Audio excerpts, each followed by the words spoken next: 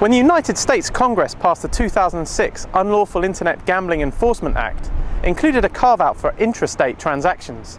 But very, very few people will have been willing to bet then that the first jurisdiction to test that provision would be right underneath Congress's nose in the District of Columbia.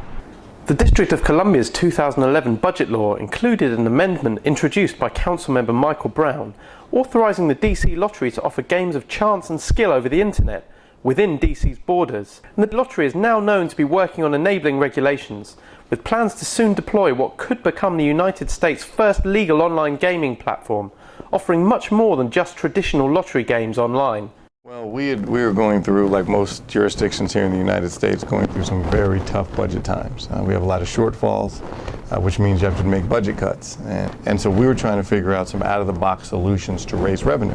And we were doing some research, and I happened to sit on the Committee of Finance and Revenue, which oversees the lottery. And we were reading some periodicals and saw that New York, New Jersey, and Illinois were thinking about doing some online gaming.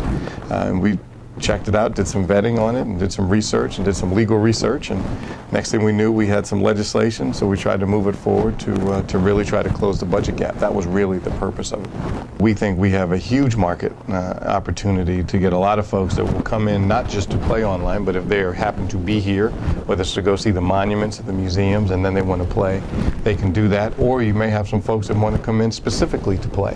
So I think the District of Columbia, different from other jurisdictions that may either have more land mass, but I don't know if they have more people. So we are very pleased about the kind of market share that we could have here in the District of Columbia. I think what you'll probably see are some free games, maybe come midsummer, early fall, and then going live for the non-free games towards the end of the year. That's why we didn't book any revenue for 2011. We knew it was a ramp-up year, an implementation year, but we're anticipating revenues for the out years of 2012 and beyond. DC's plans offer a clear challenge to the notion that all online gambling is prohibited under federal law, traditionally the position of the Justice Department. And there's also the fact that DC is subject to direct oversight by Congress, raising the possibility that senators or congressmen could also seek to interject in the process. Here in the District of Columbia, ours will be intrastate.